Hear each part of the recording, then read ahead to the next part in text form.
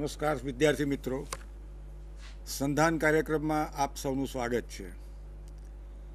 દર ગુરુવારે 11 થી 12 રાજ્યશાસ્ત્રના જુદા જુદા વિષયો ઉપર આપણે ચર્ચા કરવા માટે એકત્ર થઈએ છીએ. આજનો વિષય છે ભારતીય રાજકારણમાં કયા મહત્ત્વના મુદ્દાઓ છે તેને વિશે. રાજકારણ, ભારતીય રાજકારણ એ અત્યંત રસિક વિષય છે અને આપ સૌ 11મા 12મા ધોરણમાં અને અત્યારે આપ એનો અભ્યાસ કરી રહ્યા છો. મુદ્દાઓ, કોઈ પણ સમાજમાં વિવિધ પ્રકારના મુદ્દાઓ એકી સાથે કામ કરતા હોય છે. કેટલાક મુદ્દાઓ ટૂંકા ગાળાના હોય છે તો કેટલાક મુદ્દાઓ લાંબા ગાળાના હોય છે. ટૂંકા ગાળાના મુદ્દાઓ અનેક પ્રકારના હોઈ શકે, એવી રીતે લાંબા ગાળાના મુદ્દાઓ પણ અનેક પ્રકારના હોઈ શકે.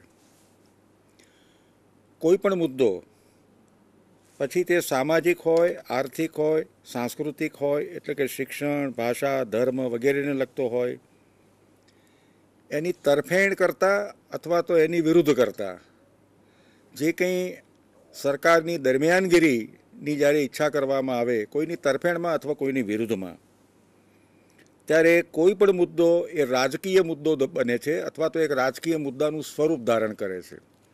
આમ તો ઘણા બધા મુદ્દાઓ સમાજમાં પ્રવર્તતા હોય છે, પણ જ્યારે કોઈ ચોક્કસ મુદ્દાની તરફેણમાં અથવા તો એ ન થાય એ માટે એની વિરુદ્ધમાં રાજ્યની દરમિયાનગીરીની માગણી કરવામાં આવે, એ માટે જરૂરી પગલાં ભરવામાં આવે, એ માટે જરૂરી પ્રયત્ન કરવામાં આવે, ત્યારે તે મુદ્દો રાજકીય મુદ્દો બને છે.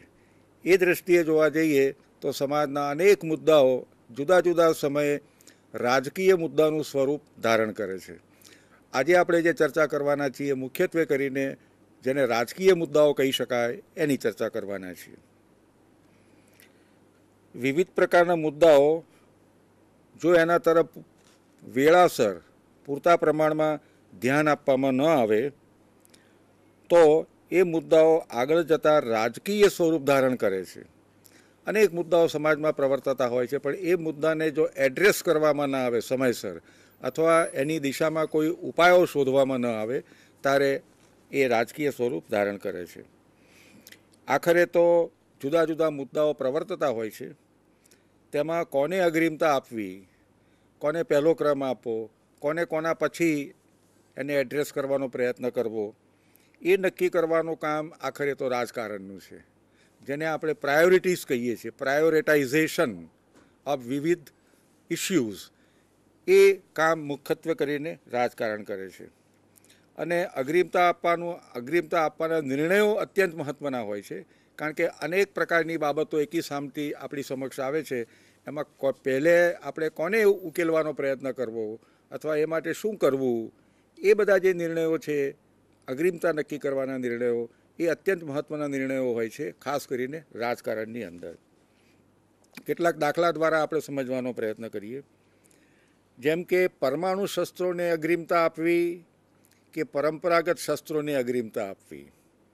આપણે પરંપરાગત શસ્ત્રો બહુ મોટા પ્રમાણમાં આપણે ત્યાં છે, પણ આપણે પરમાણુ પ્રયોગો કર્યા, ત્યાર પછી પરમાણુ શસ્ત્રો બનાવ્યા, એટલે આપણી અગ્રિમતામાં પરમાણુ શસ્ત્રોને આપણે મહત્ત્વનું સ્થાન આપ્યું. એટલે આ અગ્રિમતા નક્કી કરવાનું જે કામ છે એ રાજકારણે કરવાનું હોય છે. બીજો દાખલો લઈએ તો મોટા ઉદ્યોગોને પ્રાધાન્ય આપવું કે નાના ગૃહોદ્યોગોને પ્રાધાન્ય આપવું, પહેલાં કોને પ્રાધાન્ય આપવું એ નક્કી કરવાનું કામ, એ અગ્રિમતા નક્કી કરવાનું કામ એ પણ રાજકારણનું છે. ભલે આ વિષય અર્થશાસ્ત્રનો હોય, ઔદ્યોગિક વિકાસનો હોય, પણ આખરે એના નિર્ણયો લેવાનું કામ તો રાજકારણ કરતું હોય છે. આર્થિક વૃદ્ધિને પ્રાધાન્ય આપવું, આર્થિક વૃદ્ધિનો દર ઊંચો લઈ જવા માટે આપણે અનેક પ્રકારના પગલાં ભરવા જોઈએ, કે પછી જે કંઈ આર્થિક વૃદ્ધિ થાય એનું સમાનતાના ધોરણે સમાજમાં વિતરણ થાય, ડિસ્ટ્રીબ્યુશન થાય, સમાજના જુદા જુદા વર્ગોમાં, વિભાગોમાં, પ્રદેશોમાં, એને અગ્રિમતા આપવી. એટલે વૃદ્ધિને અગ્રિમતા આપવી કે વિતરણને અગ્રિમતા આપવી, એ નક્કી કરવાનું કામ એ પણ આખરે રાજકારણનું છે. અલબત્ત આ પણ આર્થિક પ્રશ્ન છે, આર્થિક વિકાસનો પ્રશ્ન છે, પણ તેમ છતાં અગ્રિમતાનો જ્યાં પ્રશ્ન આવે છે, કોને પહેલો ક્રમ આપવો, ત્યારે એ મુદ્દો રાજકીય સ્વરૂપ ધારણ કરે છે. એવી જ રીતે શિક્ષણની બાબતમાં પણ આપણે કહી શકીએ. દાખલા તરીકે શિક્ષણનું માધ્યમ અંગ્રેજી હોવું જોઈએ કે ગુજરાતી હોવું જોઈએ? અથવા તો માતૃભાષા હોવું જોઈએ કે શિક્ષણનું માધ્યમ બીજી કોઈ ભાષા અંગ્રેજી હોવું જોઈએ. આ નિર્ણય આખરે તો રાજકીય સ્વરૂપ ધારણ કરે છે. ભલે શિક્ષણશાસ્ત્રીઓ આપણને એ અંગેની સલાહ આપે કે સારામાં સારું શિક્ષણ માતૃભાષા દ્વારા પ્રાપ્ત થઈ શકે તેમ છે, એવું દુનિયાભરના શિક્ષણશાસ્ત્રીઓનો મત છે. તેમ છતાં કેટલાક લોકો પોતાના બાળકોને અંગ્રેજી મારફતે પોતાનું શિક્ષણ આપવા માગતા હોય તો એ માટેની અંગ્રેજી માધ્યમની શાળાઓ પણ હોવી જોઈએ. આ નક્કી કરવાનો નિર્ણય પણ આખરે તો રાજકારણનો છે. ભલે વિષય શિક્ષણશાસ્ત્રનો છે, શિક્ષણ કઈ ભાષા દ્વારા આપવું એ છે, તેમ છતાં નિર્ણય લેવાનું કામ આવે છે ત્યારે એ નિર્ણય રાજકારણે લેવાનું છે. તો ટૂંકમાં આ બધા નીતિ વિષયક નિર્ણયો છે. શિક્ષણ નીતિ, આર્થિક વિકાસની નીતિ, વિતરણની નીતિ, પરમાણુ શસ્ત્રો બનાવવા કે પરંપરાગત શસ્ત્ર બનાવવો જેને આપણી સંરક્ષણ નીતિ સાથે સીધો સંબંધ છે, આ બધા જ પ્રશ્નો નીતિ વિષયક પ્રશ્નો છે. અને તમામ નીતિ વિષયક પ્રશ્નો અંગે અંતિમ નિર્ણયો લેવાનું કામ છેવટે રાજકારણનું છે. એ દ્રષ્ટિએ જોવા જઈએ તો રાજકારણ અત્યંત મહત્ત્વના નિર્ણયો સમાજમાં લેતું હોય છે અને તેથી કરીને એનું એક ખાસ વિશેષ મહત્ત્વ છે એ આપણે સૌ જાણીએ છીએ. હવે આ બધા જે પ્રશ્નો છે, નીતિ વિષયક પ્રશ્નો છે, એ પરત્વે જો આપણે વેળાસર ધ્યાન ન આપીએ અથવા તો એને એડ્રેસ કરવાનો, એને ઉકેલવાનો જો વ્યવસ્થિત રીતે આપણે વેળાસર પ્રયત્ન ન કરીએ તો ધીમે ધીમે આ બધા મુદ્દાઓ અથવા પ્રશ્નો પડકારોનું સ્વરૂપ ધારણ કરે છે અને એ વખતે પરિસ્થિતિ જરા વધારે મુશ્કેલ બને છે. એટલે કોઈ પણ મુદ્દો પડકારોનું સ્વરૂપ ધારણ કરે એ પહેલાં જો આપણે એને હલ કરવાનો પ્રયત્ન કરીએ તો વધારે સારી રીતે આપણે એનો ઉકેલ લાવી શકીએ છીએ. એટલે અત્યારે ઘણા બધા મુદ્દાઓ છે ભારતીય સમાજના, આર્થિક બાબતોને લગતા હોય, સામાજિક બાબતોને લગતા હોય, સાંસ્કૃતિક બાબતોને લગતા હોય, એ બધા મુદ્દાઓ ઠીક ઠીક પ્રમાણમાં પડકારોનું સ્વરૂપ ધારણ કર્યું છે. એ આપણે ખાસ ધ્યાનમાં રાખવું જોઈએ. હવે ભારતીય રાજકારણના કેટલાક મહત્ત્વના મુદ્દાઓ એના મૂળ આપણને આપણી સમાજ વ્યવસ્થામાં જોવા મળે છે. બીજું આપણી અર્થવ્યવસ્થામાં જોવા મળે છે. ત્રીજું આપણી સંસ્કૃતિ. અહીંયા સંસ્કૃતિ શબ્દ જ્યારે આપણે વાપરીએ છીએ ત્યારે આપણી જે રાજકીય સંસ્કૃતિ છે, અંગ્રેજીમાં એના માટે શબ્દ છે પોલિટિકલ કલ્ચર. એ પોલિટિકલ કલ્ચર એમાં પણ કેટલાક એના મૂળ પડેલા છે. હવે જો સમાજ વ્યવસ્થાની જો વાત કરીએ તો આપણે સૌ જાણીએ છીએ કે આપણી સમાજ વ્યવસ્થા જ્ઞાતિ વ્યવસ્થાથી જ ચાલે છે અને આપણી આખી જ્ઞાતિ વ્યવસ્થા ચડતા ઉતરતા ક્રમવાળી છે, જેને સોપાની ક્રમરચના કહેવામાં આવે છે, હાયરાર્કિકલ છે. અલબત્ત એમાં ઠીક ઠીક પ્રમાણમાં પરિવર્તન આવતું જાય છે, વાત બરાબર છે, પણ સમાજમાં તમારો જન્મ થાય ત્યારથી જ સમાજમાં તમારું સ્થાન નક્કી થઈ જાય છે. એટલું જ નહીં, પણ તમે આ જીવન કેવા પ્રકારના ધંધા, રોજગાર, વ્યવસાયો કરશો એ પણ જન્મથી નક્કી થઈ જાય છે. આ આપણી જ્ઞાતિ જે વ્યવસ્થા છે એનું એક આગવું મહત્ત્વનું લક્ષણ છે. તો આપણી જ્ઞાતિ વ્યવસ્થા અને એ જ્ઞાતિ વ્યવસ્થામાંથી અનેક પ્રકારની સમસ્યાઓ ઊભી થાય છે. સમાજના અનેક, જેને આપણે આજે નિમ્ન જ્ઞાતિઓ કહીએ છીએ, દલિતો કહીએ છીએ, અન્ય પછાત જ્ઞાતિઓ કહીએ છીએ, જેને આપણે આદિવાસી કહીએ છીએ, આ બધાનું એટલા મોટા પ્રમાણમાં જે વિકાસ થવો જોઈએ એ આજે વિકાસ થયો નથી. દલિતોને પ્રત્યે તો આપણે અમુક પ્રકારનો અસ્પૃશ્યતાનો વ્યવહાર પણ કરીએ છીએ. અલબત્ત એ બધું આજે ઓછું થતું જાય છે, તેમ છતાં હજુ મનની અંદર એવા પ્રકારની કેટલીક ભાવનાઓ રહેલી છે.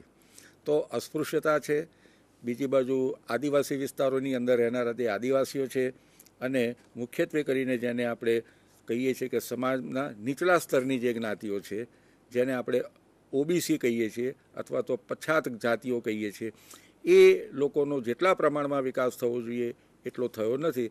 કારણ કે એની પાછળનું મુખ્ય કારણ છે આપણી જ્ઞાતિ વ્યવસ્થા. જ્ઞાતિમાં જન્મ થયો ત્યારથી તમારું સમાજમાં સ્થાન નક્કી થઈ જાય અને તમારે કયા ધંધા રોજગાર કરવાના એ પણ નક્કી થઈ જાય, જેને આપણે અપવર્ડ મોબિલિટી કહીએ છીએ. સમાજશાસ્ત્રમાં એવું કહેવાય છે કે ઉર્ધ્વ ગતિશીલતા. એ ઉર્ધ્વ ગતિશીલતાનું પ્રમાણ હજુ આપણે ત્યાં એટલા પ્રમાણમાં નથી જેટલું પશ્ચિમી સમાજોમાં છે. તો આપણી જે જ્ઞાતિ વ્યવસ્થા છે એને કારણે અનેક પ્રશ્નો ઊભા થાય છે અને એ પ્રશ્નોને હલ કરવાનો પ્રયત્ન છેવટે તો રાજકારણે કરવો પડે છે. આપ સૌ જાણતા હશો કે જેને આપણે એસસીસ કહીએ છીએ, આપણે સામાન્ય રીતે એમને માટે દલિત શબ્દ વાપરીએ છીએ. બીજી બાજુ એસટીઝ, જેને આપણે શેડ્યુલ ટ્રાઇબ્સ કહીએ છીએ, બંધારણની અંદર એસસીઝ અને એસટીઝ કહેવામાં આવ્યું છે, શેડ્યુલ કાસ્ટ અને શેડ્યુલ ટ્રાઇબ્સ કહેવામાં આવ્યા છે. એ લોકો માટે અનામતની ખાસ વ્યવસ્થા કરવામાં આવેલી છે. એમના વસ્તીના પ્રમાણમાં ધારાસભાઓમાં, પાર્લામેન્ટમાં એમને અનામત બેઠકો પ્રાપ્ત થાય છે. આ પરંપરાગત રીતે એમનું સ્થાન જે હતું એમાંથી કંઈક એમને ઊંચે લાવવા માટે, ઉત્કર્ષ કરવા માટે, રાજકારણમાં એમની ભાગીદારી વધે અને રાજકારણમાં ભાગીદારી દ્વારા એમનું એક પ્રકારનું સશક્તિકરણ થાય, એવા ઉચ્ચ આદર્શોથી આપણા બંધારણની અંદર, જેને આજે આપણે અનામત વ્યવસ્થા કહીએ છીએ, તે મૂકવામાં આવેલી છે. બીજી બાજુ સમાજની જે નિમ્ન જ્ઞાતિઓ છે, જેને અન્ય પછાત જ્ઞાતિઓ તરીકે ઓળખવામાં આવે છે, એને માટે પણ સરકારી નોકરીઓમાં, શિક્ષણ સંસ્થાઓમાં અનામત વ્યવસ્થા દાખલ કરવામાં આવી છે. કારણ કે એ આપણી જે પરંપરાગત સમાજ વ્યવસ્થા છે એનો કંઈક અંશે ભોગ બનેલા છે. કારણ કે શિક્ષણનું પ્રમાણમાં ઓછું રહેલું છે, આર્થિક પરંપરાગત વ્યવસાયો તેઓ કરતા હતા.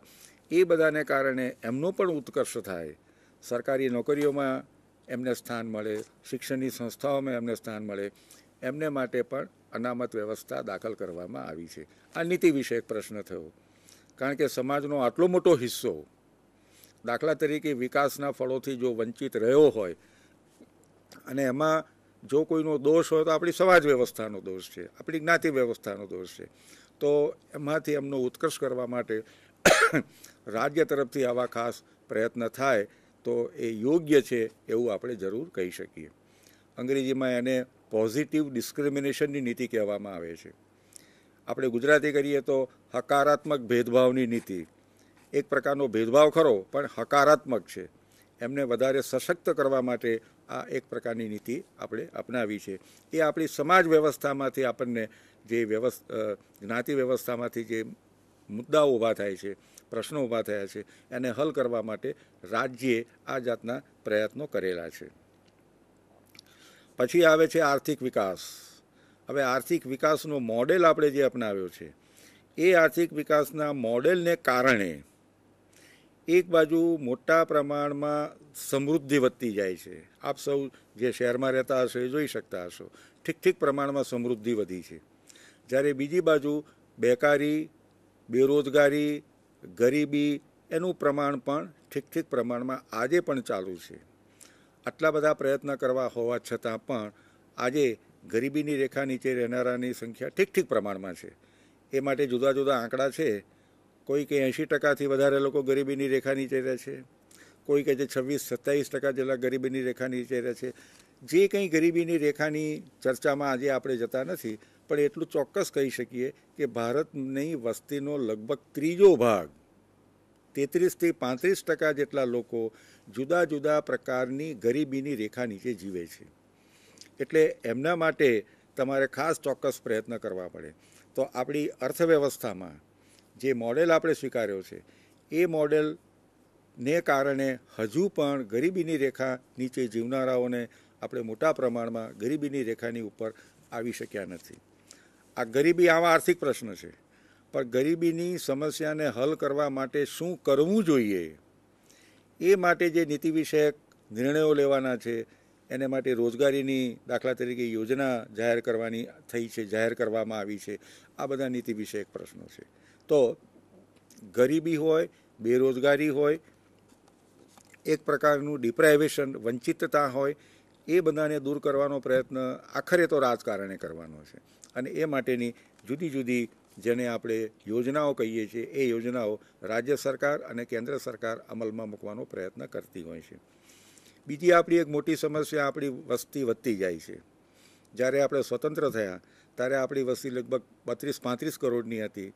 આજે જ્યારે 2011ની જ્યારે વસ્તી ગણતરીના આંકડા આવશે ત્યારે અત્યારે એવું લાગે છે કે આપણી વસ્તી 1 અબજ અને 17 કરોડ જેટલી થઈ ગઈ હશે. 1 અબજ અને 17 કરોડ જેટલી વસ્તી. એટલે તમે કલ્પી શકો છો કે કેટલા મોટા પ્રમાણમાં આપણી વસ્તી વધી છે. અલબત્ત વસ્તી વધારાનો દર ધીરે ધીરે ઉત્તરોત્તર ઘટતો જાય છે, પણ વસ્તી તો વધતી જ જાય છે. હવે આ વધતી જતી વસ્તી એ આપણે માટે એક બહુ મહત્ત્વનો પડકાર છે. કારણ કે જેમને એક તો દાખલા તરીકે તમારે એમને શિક્ષણ આપવું પડશે, એમને રોજગારી આપવી પડશે, એમને ખાધા ખોરાકીના સંસાધનો આપવા પડશે. આ બધી બાબતો, પીવાનું પાણી જોઈશે, મકાન જોઈશે, આ બધી બાબતોને આપણે ધ્યાનમાં રાખવી જોઈએ. તો વધતી જતી વસ્તી એ પણ આપણે મોટો પ્રશ્ન છે, અને એ વધતી જતી વસ્તી ઉપર કેવી રીતે ધીરે ધીરે આપણે અંકુશ મેળવવાનો પ્રયત્ન કરવો, એ પણ આખરે તો નીતિ વિષયક પ્રશ્ન બને છે.